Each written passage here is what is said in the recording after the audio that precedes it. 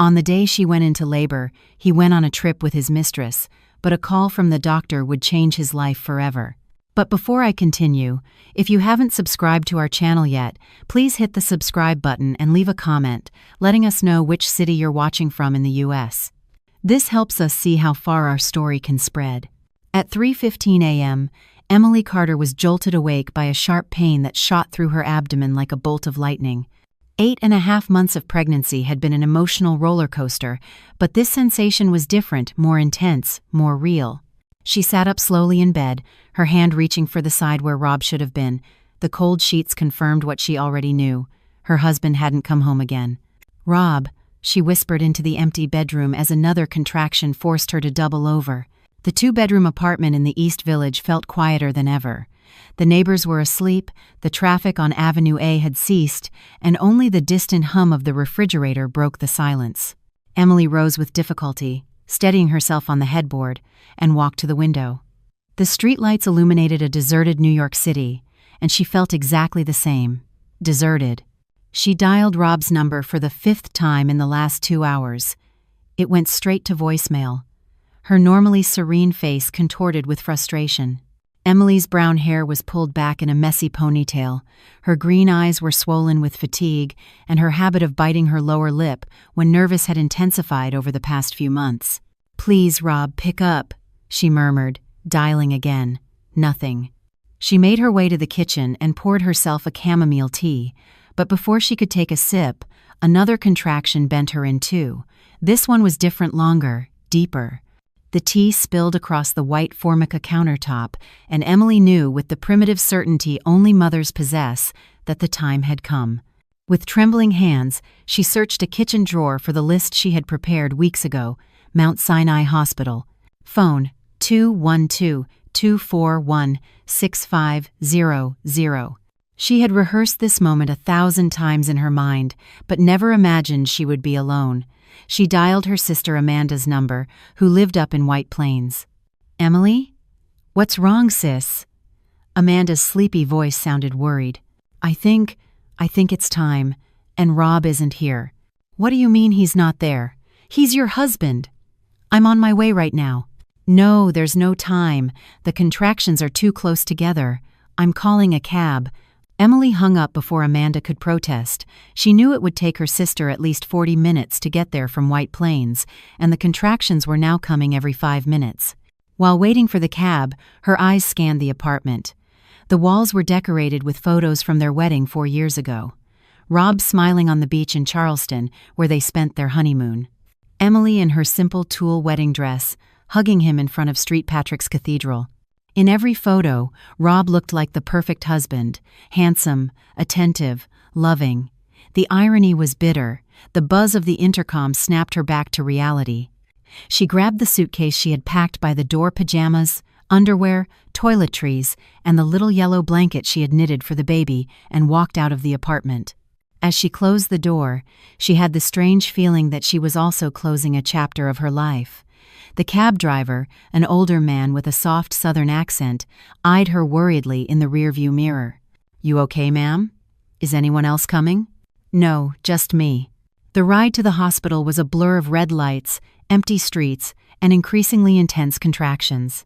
Emily clung to the back seat, breathing as she had been taught in her birthing classes, but nothing had prepared her for the loneliness she felt in that moment. When she arrived at the emergency room of Mount Sinai, a nurse met her with a wheelchair. Emily felt small and vulnerable as they wheeled her down the white hallways, illuminated by the cold, artificial light of the hospital. "Where's your partner?" the nurse asked, while filling out paperwork. Emily hesitated. How could she explain that her husband had decided there were more important things than the birth of his child? "He's on his way," she lied. But as they took her to the delivery room, Emily knew the truth. She knew Rob wasn't coming, and for the first time in their 4-year marriage, she allowed herself to think about what that really meant. The door to the delivery room closed behind her with a definitive click, as if fate had just sealed something irreversible. While Emily battled the pain in a delivery room at Mount Sinai Hospital, 1,000 miles away, Rob Carter was raising a glass of champagne on the rooftop terrace of a lavish South Beach hotel. The morning sun glinted off his Ray-Ban sunglasses, and his smile was that of a man who believed he had made the right decision. "To freedom," he toasted, clinking his glass against Vanessa Monroe's. Vanessa, 25, with platinum blonde hair and a body sculpted by hours at the gym, laughed. She wore a white bikini that contrasted with her tanned skin and the calculated smile she had perfected to get what she wanted. "To us, baby." "Finally alone," she replied, leaning in to kiss him. Rob had met Vanessa 6 months ago at the digital marketing firm, where he worked as a sales director. She had arrived as a recent college graduate and intern, with that mix of ambition and sensuality that had shaken the marriage he thought was solid. At first, it was just knowing glances in meetings, then work coffees that stretched late into the evening, and finally, clandestine encounters in hotels on the outskirts of the city. "You know what the best part of this is?" Rob said, gazing out at the Atlantic Ocean from the hotel's infinity pool. "I can finally breathe. Emily is always so intense, always talking about the baby, future plans, responsibilities." Vanessa nodded, though inside she was calculating every move. It had taken her months to get Rob to leave his pregnant wife, but her patience had paid off. Rob had a good salary, owned his apartment, and most importantly, he was completely obsessed with her. "Your wife didn't deserve you," Vanessa murmured, stroking his chest. "A real woman knows when to give her man space." Rob felt validated. It was exactly what he needed to hear. Emily had always been too emotional, too dependent. How could she compete with the freedom Vanessa represented?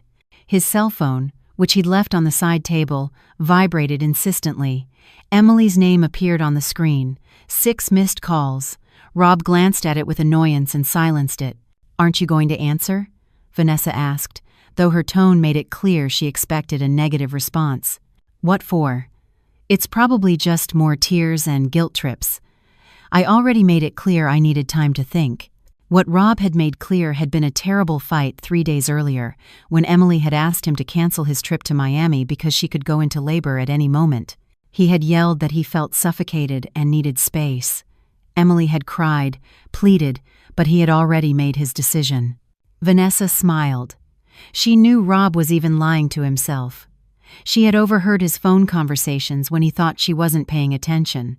Emily wasn't dramatic. She was a woman in love asking for the bare minimum, for her husband to be present at the birth of their child, but that wasn't Vanessa's problem. Her goal was to keep Rob away from his old life long enough for there to be no turning back. "Come here," she said, pulling him toward the lounge chairs. "Forget about all that.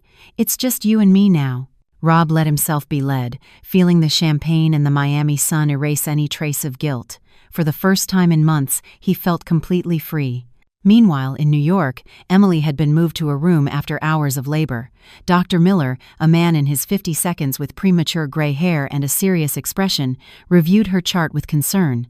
"Mrs. Carter, your contractions have slowed down. We're going to have to induce labor. Is your husband still on his way?" Emily closed her eyes. She no longer had the strength to lie. "He's not coming." The silence that followed was more painful than any contraction. The nurse, an older woman named Carol, squeezed her hand with a maternal gesture. "Well then, we'll be your family today, honey. You're not alone." But Emily knew she was alone. Completely alone. Her sister Amanda came running down the hospital corridor, her hair disheveled and her face showing she'd driven like a maniac from White Plains. "Where is that scoundrel?" were Amanda's first words upon entering the room. Emily didn't have to answer. Her silence said it all. In Miami, Rob was ordering a 3rd bottle of champagne, oblivious to the drama unfolding in New York. His phone continued to vibrate from time to time, but he had learned to ignore it completely. The betrayal was being consummated second by second, and he wasn't even aware that every minute of his absence was digging the abyss that would soon swallow his life whole. It was 2 p.m. when Emily felt her body no longer belonged to her. The contractions came like furious waves, one after another, without respite. Dr. Miller had decided to induce labor after 12 hours of fruitless effort, and now every muscle in her body screamed in pain. "Come on, Emily, you're almost there." Carol, the nurse, encouraged her, wiping sweat from her forehead with a damp cloth. "Your little girl is eager to meet you." Emily gripped her sister Amanda's hand. as if it were a lifeline. Amanda, 3 years her senior, had always been her rock. She worked as an administrator at a firm in White Plains, had 2 teenage children, and a husband who adored her. She was everything Emily had thought she had until a few hours ago. "Breathe, sis, just like they taught you in class," Amanda whispered, though her brown eyes were filled with tears of suppressed rage. "Where is Rob, Amanda? Where is he?" Emily moaned between contractions. "My daughter is being born and he—" She couldn't finish the sentence. The pain was physical, but also emotional. Each contraction reminded her that she was living the most important moment of her life completely alone. Dr. Miller positioned himself at the foot of the bed. He was a man who had witnessed thousands of births, but few as sad as this one. He had seen single mothers give birth, surrounded by family. He had seen teenage mothers with more support than this 2-year-old married woman. "Emily, on the next contraction, I need you to push with all your might. I can see your baby's head." Emily closed her eyes and focused. For a moment, the physical pain erased everything else. There was no Rob, no Miami, no betrayal. There was only her and the life she was about to bring into the world. "Now, Emily, push." The cry that escaped her throat contained all the frustration, all the rage, all the disappointment of the last few months. But it also contained something more, a primal strength she didn't know she possessed. "She's here, she's coming." And then, at 2:37 p.m. on October 15th, Lucy Carter was born. Small, wrinkled, with a tuft of black hair and lungs that announced her arrival to the world with a powerful, clear cry. Emily saw her and burst into tears, not of pain, but of an emotion so intense it took her breath away. Carol placed the baby on her chest, and Emily felt her entire world reorganize around that tiny creature. "Hello, my love," she whispered, stroking Lucy's tiny cheek. "I'm your mommy," Amanda cried openly, recording the first meeting between mother and daughter on her phone. "She's beautiful, Emily. She's perfect." But deep within her joy, Emily felt a profound sadness. Rob was missing this. He was missing the greatest miracle of life, to be with another woman. How could anyone be so blind, so selfish? Meanwhile, in Miami, Rob had just woken up from a nap by the pool. The morning champagne had left him with a headache, and the sun was beginning to set. Vanessa had gone shopping downtown, and he was alone with his thoughts for the first time that day. His phone showed 17 missed calls from Emily and 5 from Amanda. There were also several text messages he hadn't bothered to read. Something's wrong, he thought for the first time with real concern, but he immediately convinced himself that Emily was just being dramatic, as always. She had probably had a false alarm and wanted him to come rushing back. He wasn't going to fall for that trap. He dialed Vanessa's number. "Hey babe, are you back yet? I miss you." "I'm at the marina, love. I found the most gorgeous sandals. Want me to make a reservation at Prime 112 for dinner?" Vanessa's voice sounded cheerful, carefree. "Of course. Tonight, we celebrate." "What are we celebrating?" Rob looked toward the horizon, where the sun was beginning to paint the sky orange. "We're celebrating that I'm finally free." In New York, Emily was breastfeeding Lucy for the first time. The baby had latched on immediately, as if she instinctively knew that her mother was all she had in the world. "She's a fighter," commented Carol, who had returned to check her vitals. Like her mother, Emily smiled for the first time in days. It was true. She was a fighter, and now she had someone to fight for. Dr. Miller entered the room with a serious expression. "Emily, I need to talk to you. There were some complications during the delivery. Your blood pressure dropped dangerously, and you lost more blood than normal. You're fine now, but your husband still hasn't shown up. Legally, I need to inform him of what happened." Emily looked at her daughter sleeping in her arms. Lucy breathed with the absolute tranquility of a newborn, oblivious to the drama unfolding around her. "Doctor, do what you have to do. But know that from now on, the only family that matters is this little girl." Dr. Miller nodded and left the room, phone in hand. It was time for Rob Carter to face the consequences of his decisions. The call he was about to make would change everything forever. Rob was in the hotel suite's bathroom, shaving for dinner, when his cell phone began to ring. The melody echoed off the marble walls, disrupting the relaxed atmosphere he had cultivated all day. Seeing an unknown number on the screen, he was about to decline the call, but something made him change his mind. "Hello? Is this Robert Carter, husband of Emily Carter?" The voice on the other end was professional, serious. "Yes, this is he. Who is this?" "This is Dr. Miller from Mount Sinai Hospital in New York. I'm calling to inform you that your wife gave birth a few hours ago." Rob froze. Shaving cream dripped down his face as the weight of the words settled in his mind. Deep down, a part of him had known this moment would come, but he had chosen to ignore it. "Oh, she gave birth. Is she okay?" "Your daughter was born at 2:37 p.m., weighing 7 pounds, 1 ounce, and is perfectly healthy. However, during the delivery, your wife suffered serious complications. She had a postpartum hemorrhage, and her blood pressure dropped to dangerous levels. Fortunately, we were able to stabilize her, but her life was at real risk." Rob sat down on the edge of the bathtub, his legs having lost all strength. A daughter. Emily had given birth alone, and she had been in danger. Is she okay now?" "She is stable." "Mr. Carter, where are you?" "Your wife has been asking for you throughout the entire process. It is highly unusual for a father not to be present at the birth of his child."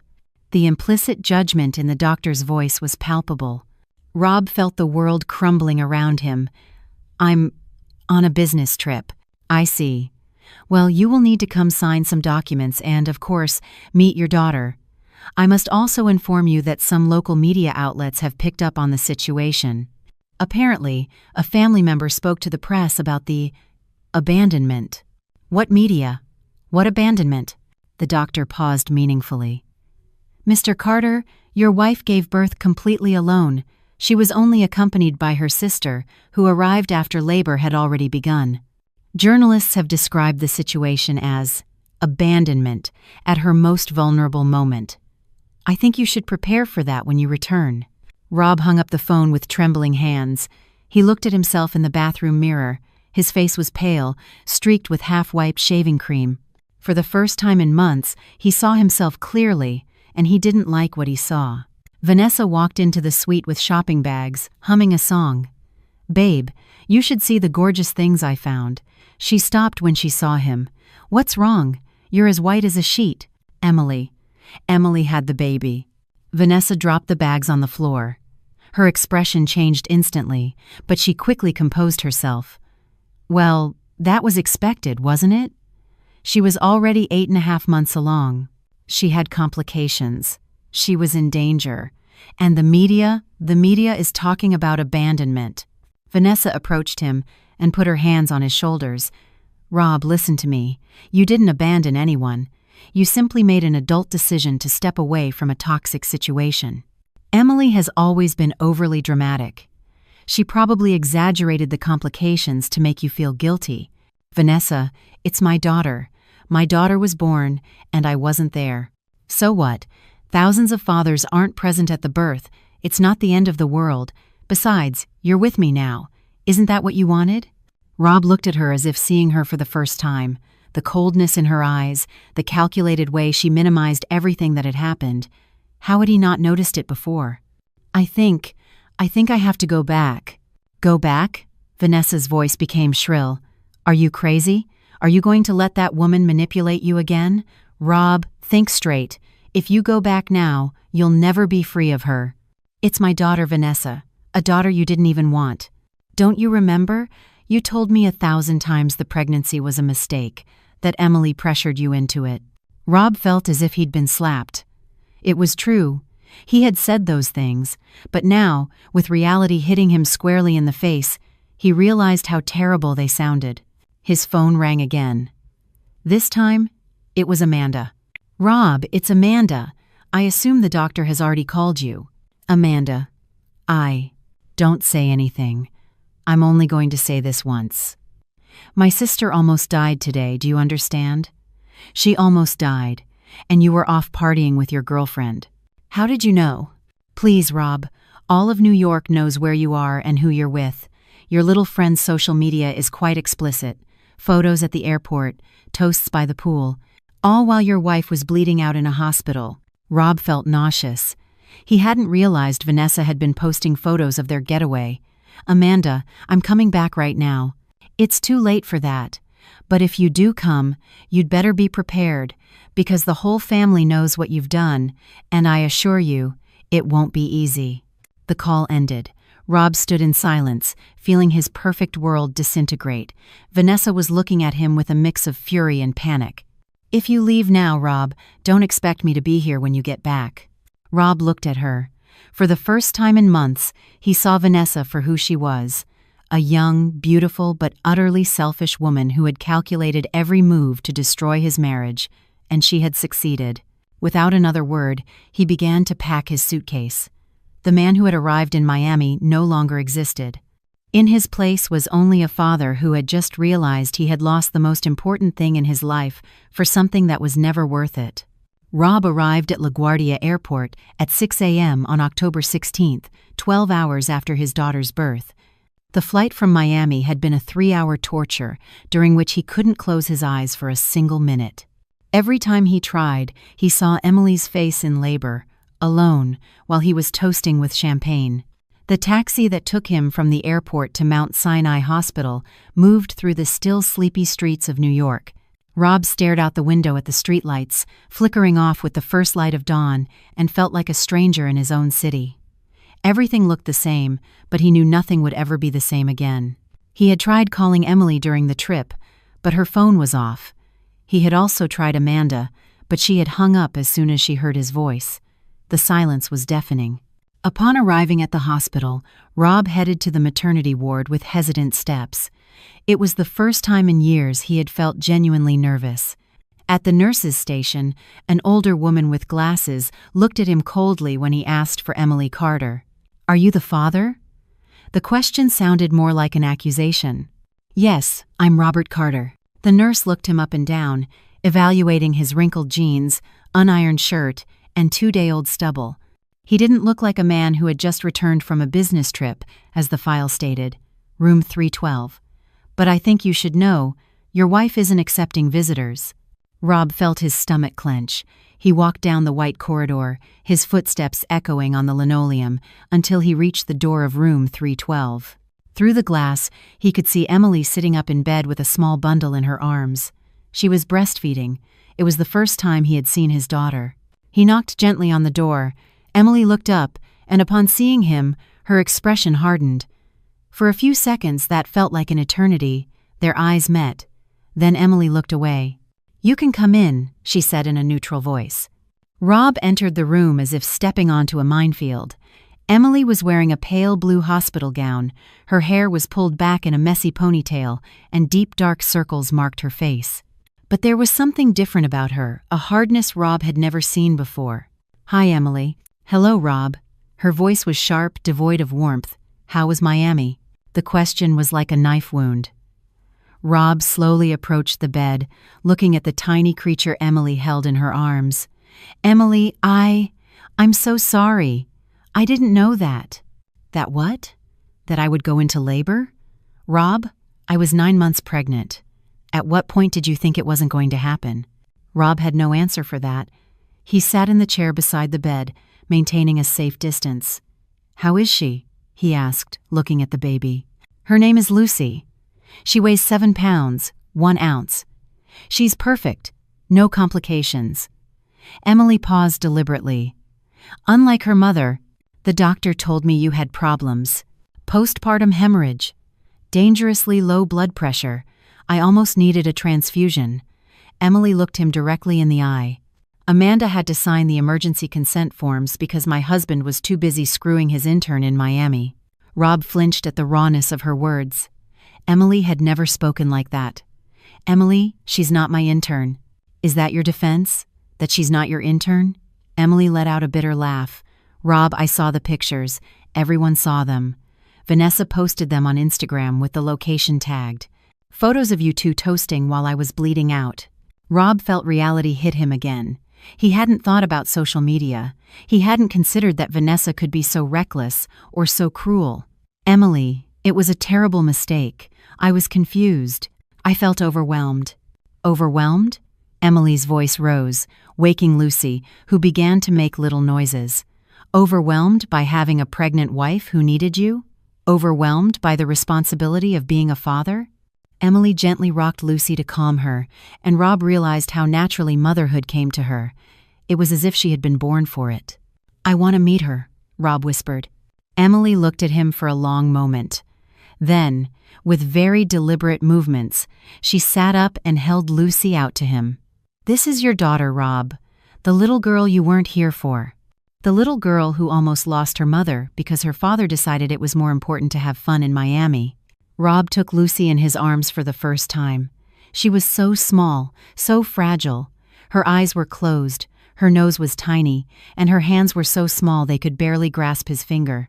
Feeling the weight of his daughter, Rob broke down and cried. "She's beautiful, Emily. She's perfect." "Yes, she is. And she's been raised without you from the first minute of her life." Just then, Amanda walked into the room. Seeing Rob, her face twisted into a mask of contempt. "Well, well, look who decided to show up. Father of the Year." "Amanda, please." "No, Rob, don't please me. Do you know what it was like to see my sister alone in that delivery room? Do you know what it was like to hear her scream your name while you were on vacation with your girlfriend?" Rob handed Lucy back to Emily, feeling utterly defeated. "What can I do to fix this?"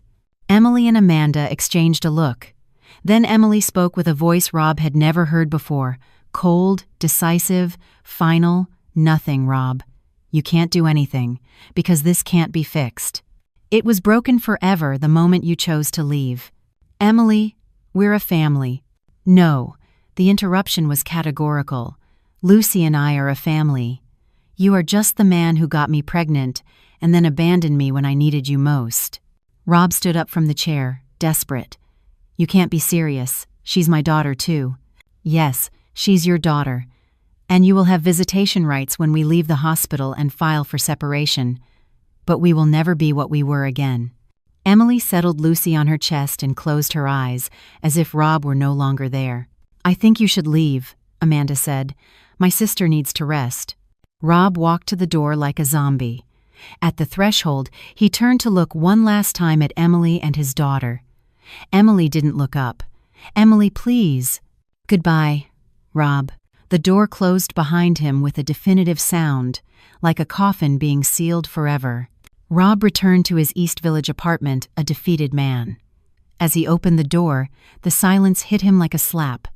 Everything was exactly as he had left it 3 days ago, but now every object felt alien. Emily's coffee mug on the living room table, her slippers by the sofa, the baby name book marked on the Lucy page. He sank onto the sofa where he had last made love to Emily 2 weeks ago, when she had begged him to cancel the trip. It had been tender, desperate on her part, as if she sensed it was a farewell. His phone wouldn't stop ringing. First, it was his mother, Hope, calling from upstate New York. "Rob, son, what is this I'm hearing? Is it true Emily gave birth alone?" Rob didn't know what to say. His mother was 70, a widow for 5 years, and Emily had been like the daughter she never had. "Mom, it's complicated." "Complicated? Rob, where were you when my granddaughter was born?" I had a business trip." The silence on the other end of the line was more eloquent than any shout.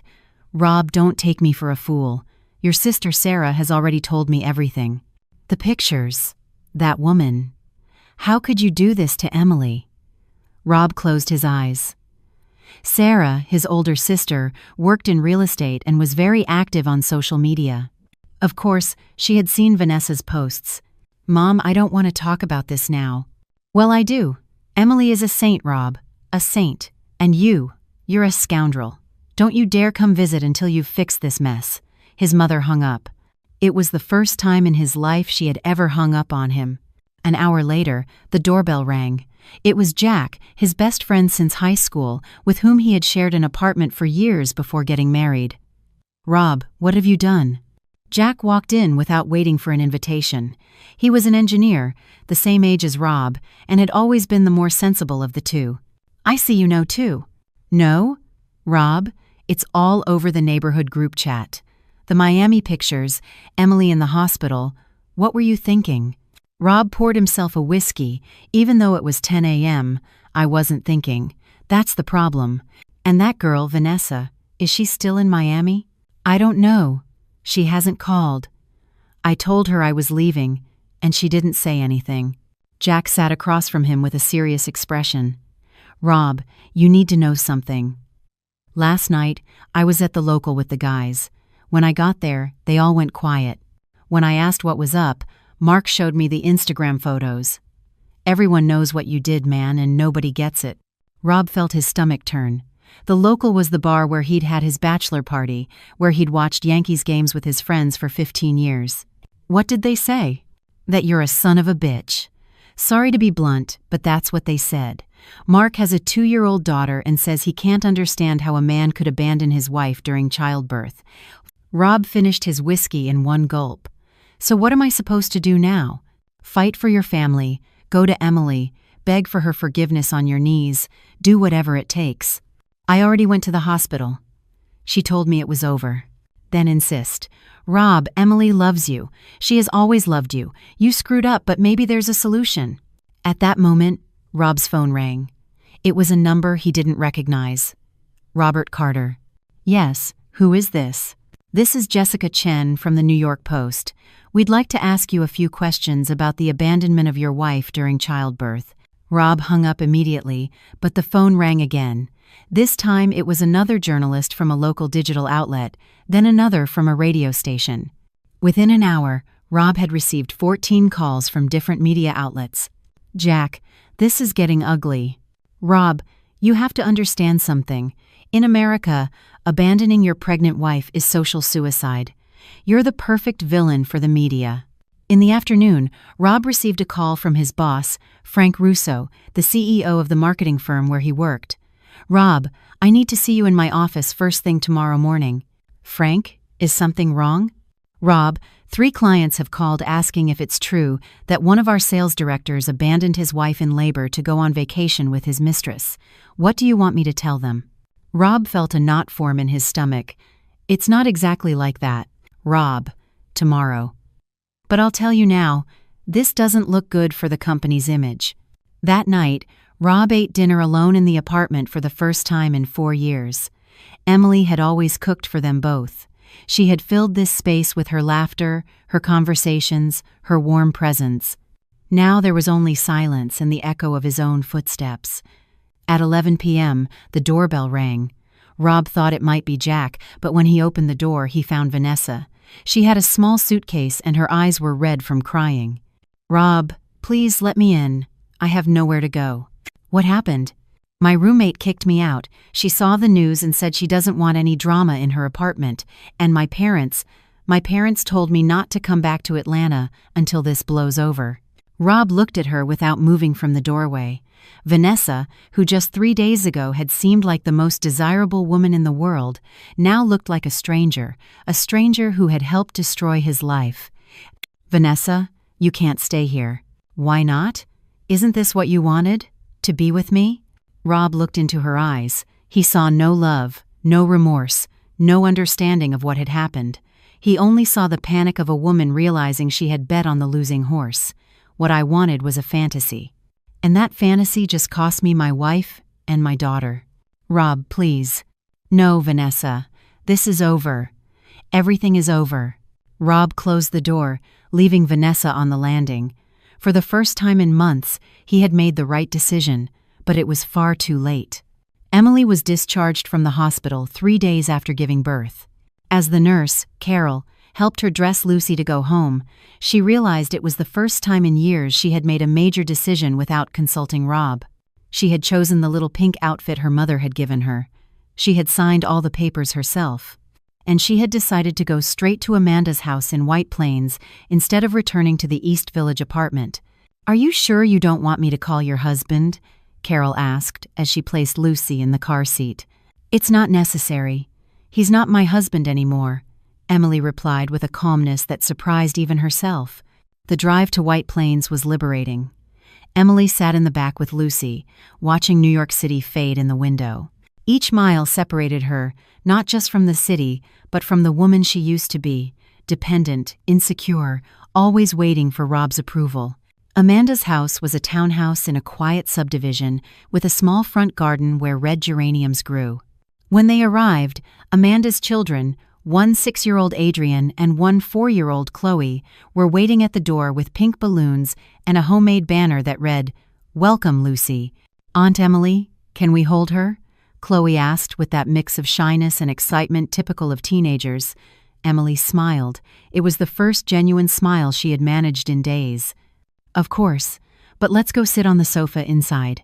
Inside the house, Emily felt immediately enveloped in warmth. Amanda had prepared the guest room with a borrowed crib, filled the fridge with homemade food, and placed fresh flowers throughout the house. Greg, Amanda's husband, greeted her with a fatherly hug. "Emily, this is your home for as long as you need, and I don't want to hear a word of thanks." Greg worked as a mechanic in a local shop. He was a man of few words, but enormous gestures. Emily had always secretly envied the relationship Amanda had with him, solid, quiet, built on mutual respect. The first few days were a constant adjustment. Emily had read all the books on breastfeeding and baby care, but nothing had prepared her for the reality of being a single mother. Lucy woke up every 3 hours. Emily barely slept, and her whole world had been reduced to diaper changes, feedings, and that strange but beautiful feeling of having another person completely dependent on her. One morning, while Emily was breastfeeding Lucy in the garden, an unexpected visitor arrived. It was Mrs. Gable, her old high school English teacher, a 70-year-old woman who had been like a second mother to her during her teenage years. "My dear girl, how are you?" Mrs. Gable asked, sitting beside her with that natural elegance she had always possessed. "I'm okay, Mrs. Gable." Confused, but okay. "Do you know what your sister told me when she explained what happened?" "She said that you were finally going to discover how strong you really are." Emily looked at Lucy, who had fallen asleep in her arms. "I don't feel strong. I feel lost." "Strength isn't about not being afraid, Emily. Strength is about doing what needs to be done despite the fear. And you are raising your daughter. You are making decisions. You are moving forward. That is being strong." That afternoon, Emily received a call from Monica, her best friend from college who lived in Chicago. "Emily, I'm so sorry I couldn't get to the hospital. I found out about everything after it had already happened. How are you?" "Better than I expected, honestly." "And Rob? Have you two talked?" Emily paused. It was the first time someone had asked about Rob without judging him beforehand. "Monica, I'm going to file for divorce." "Are you sure? I mean, people make terrible mistake." "But Monica, it wasn't a mistake. It was a choice. Rob chose to leave with another woman on the day his daughter was born. That's not a mistake. It's a revelation of who he really is." "You're right. Do you need anything? Money? Help with lawyers?" "For now, I'm okay. Amanda is helping me with everything." 2 weeks after Lucy's birth, Emily decided to take the most difficult step, returning to the East Village apartment to collect her things. She asked Greg to accompany her, not because she was afraid of Rob, but because she knew that returning to that place alone would be emotionally devastating. When she opened the door, the familiar smell of the apartment hit her like a wave. Everything was exactly the same, yet it felt like a museum of a life that was no longer hers. The coffee mug she had left unwashed before the delivery was still in the sink. Her pregnancy book was open to the page about labor contractions. Rob wasn't there, but he had left a note on the table. "Emily, please, can we talk? I know I screwed up, but we're a family. Rob." Emily read the note twice and then tore it into small pieces. "Are you okay?" asked Greg, who had been waiting in respectful silence. "Yes, I just want my things and Lucy's clothes." Emily moved through the apartment like a stranger. She gathered her clothes, her books, photos of her family, but none of Rob and all the things she had bought for Lucy. In the closet, she found her wedding dress stored in a plastic garment bag. She looked at it for a moment, then left it where it was. Before leaving, she wrote a note for Rob. "Rob, I came for my things. From now on, all communication will be through our lawyers, Emily." Back at Amanda's house, Emily felt strangely light. It was as if a weight she had been carrying for years without realizing it had been lifted. That night, while Lucy slept in her crib, Emily sat in the garden with a cup of chamomile tea. For the first time since her daughter was born, she allowed herself to think about the future. She didn't know exactly what she would do, but for the first time in a long time, she felt that the future belonged to her. Amanda came out to the garden and sat beside her. "What are you thinking about?" "That I need to find a job, that I need to find an apartment, that I need to learn how to be a single mom." "Are you scared?" Emily looked towards the living room window, where she could see Lucy sleeping peacefully.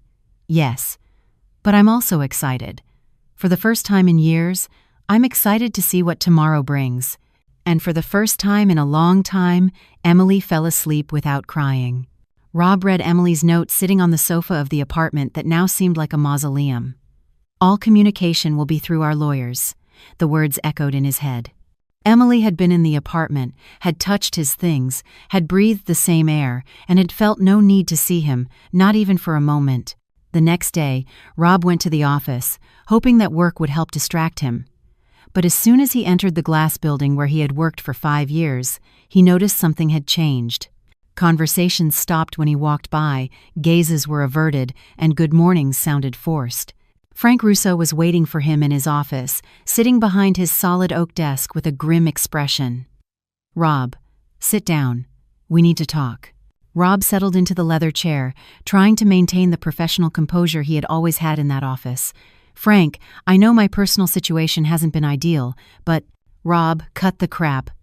Frank took off his glasses and rubbed his eyes. "I've received calls from 3 major clients, Pfizer, the Hilton Group, and Whole Foods, all asking the same thing. What's that? If it's true that one of our sales directors is the man who abandoned his pregnant wife to go on vacation with his mistress," Rob felt his mouth go dry. "Frank, my private life shouldn't—" "Your private life?"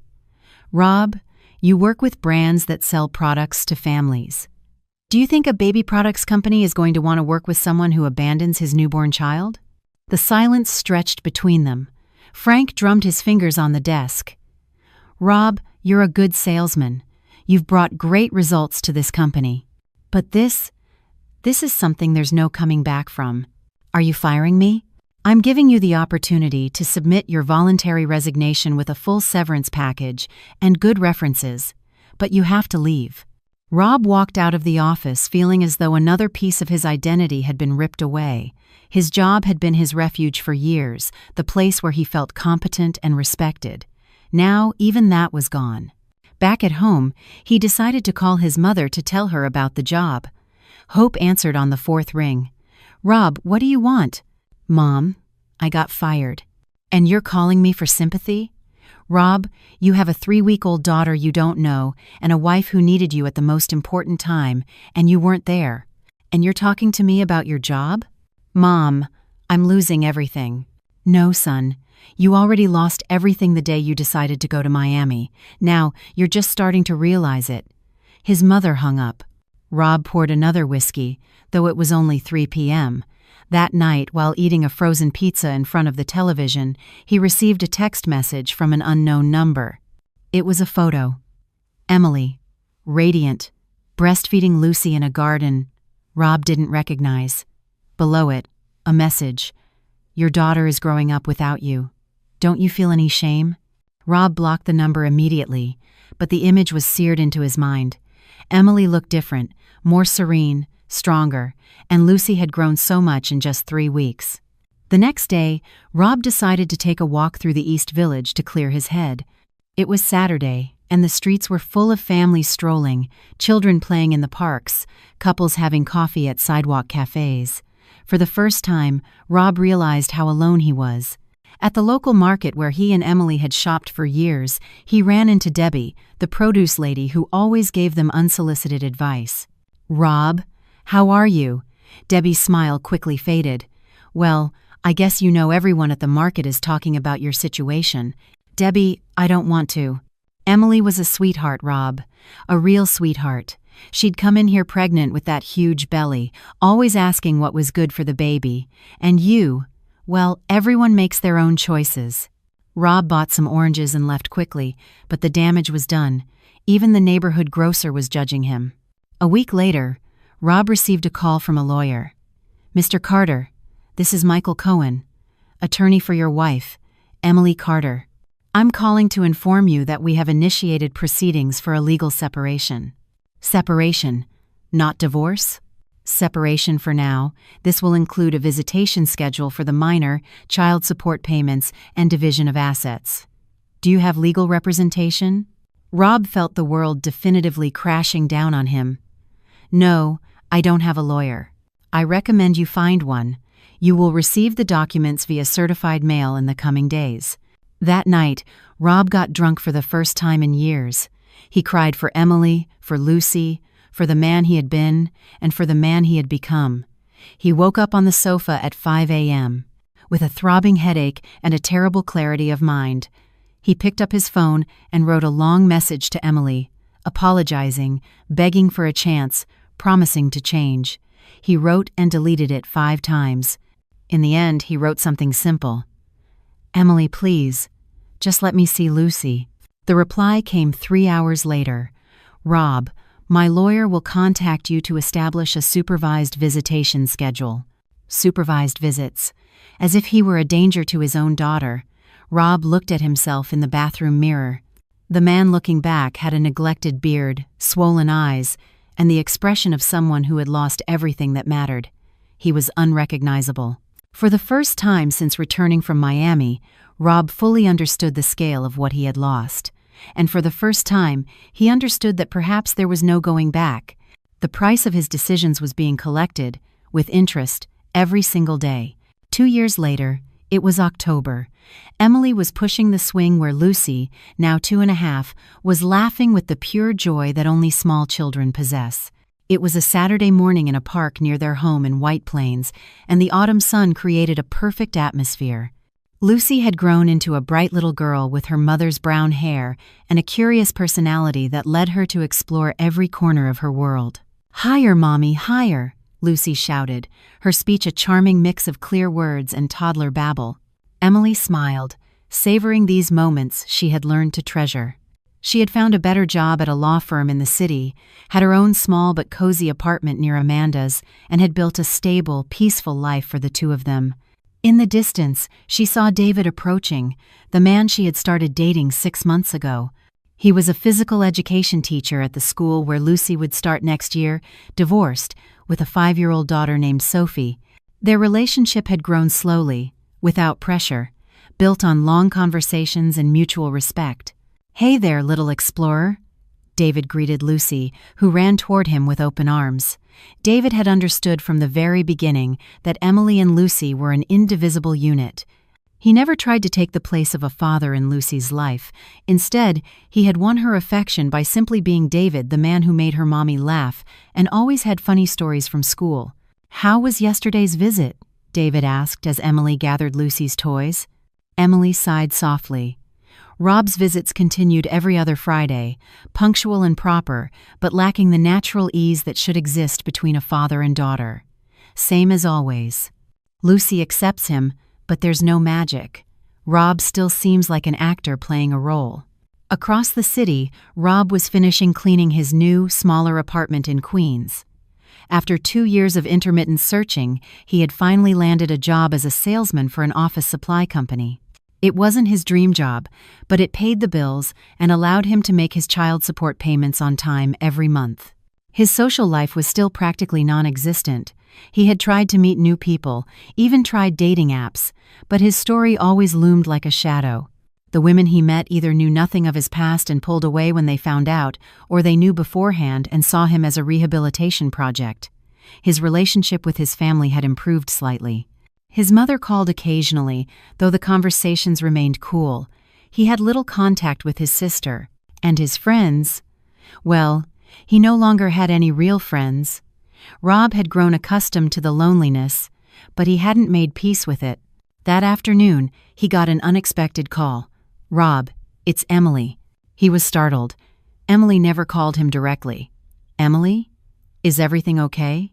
Did something happen to Lucy?" "No, don't worry, Lucy's fine. I'm calling because, well, there's something I need to tell you, and I'd rather do it over the phone." Rob sat on his sofa, bracing for the worst. "Tell me." "Rob, I've met someone. His name is David, and, well, it's serious. I wanted you to hear it from me before Lucy started mentioning him." Rob felt a strange pang in his stomach. It wasn't exactly jealousy, but something more complex. The final confirmation that Emily had moved on. Is he good to Lucy? Yes, very good. He's not trying to replace you, Rob. He understands that you're her father. But he is a presence in our lives. Rob closed his eyes.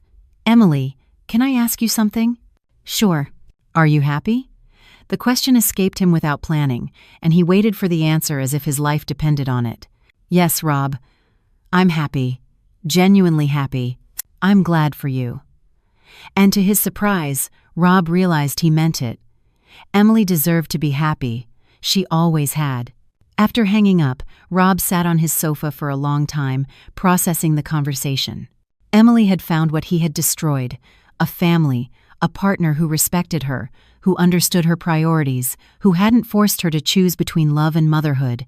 The following Friday, when Rob went to pick up Lucy, he met David for the first time. He was a man his own age, tall, with an easy smile and the quiet confidence of someone at peace with himself. "You must be Rob," David said, extending his hand. "I'm David." Rob shook his hand, instinctively sizing him up. There was no hostility in David, no superiority, just genuine courtesy. "Hi, thanks for taking care of them. Emily and Lucy are very special. You're lucky to have a daughter like her." Rob nodded, realizing David had found the perfect way to acknowledge his fatherhood without minimizing his own role in Emily's life. That afternoon, as he walked with Lucy through Central Park, Rob watched her chase pigeons. His daughter chattered constantly, telling him stories about her daycare, about Sophie, about David. Her world had expanded, and Rob was just a small part of it. "Daddy, do you have a girlfriend?" Lucy asked suddenly with the brutal frankness of small children. "No, sweetie. I don't have a girlfriend." "Why?" Rob knelt down to her level. Because Daddy made some very big mistakes a long time ago, and now he has to learn to live with them." Lucy looked at him with those big, intelligent eyes she had inherited from Emily. "Mistakes like when I break something?" "Yes, but much, much bigger mistakes. And you can't just say you're sorry?" Rob felt a lump form in his throat. "Sometimes, sweetie, saying you're sorry isn't enough to fix things." When he returned Lucy to Emily that evening, Rob lingered for a moment, watching his ex-wife greet their daughter with that natural, warm smile she had always had. David was there too, holding a little girl who must have been Sophie. For a moment, Rob saw what could have been, a complete, happy family built on a solid foundation. And he realized that Emily had achieved that, just with someone else. As he rode the subway back to his apartment that night, Rob finally understood something it had taken him nearly 3 years to accept. Emily had won. Not because she had sought revenge or fought against him, but because she had chosen her own happiness, and Lucy's, above all else. Rob remembered Vanessa for a moment. He hadn't heard from her in over a year. The last he knew, she was still in Atlanta, working in a clothing store, single. In the end, they had both paid the price for their betrayal, but in very different ways. Rob had lost a family and learned a lesson that was far too costly. Some decisions haunt you forever, some betrayals are never forgiven, and some loves, once broken, can never be rebuilt. Emily Carter had shown that it was possible to rise from the ashes of betrayal. She had proven that self-respect and dignity are worth more than holding on to a relationship at any price. And Robert Carter had learned, far too late, that there are moments in life when making the wrong choice doesn't get you a second chance. It only gets you a different life, a smaller one, marked forever by what you lost when you decided something else was more important than being there when you were needed most.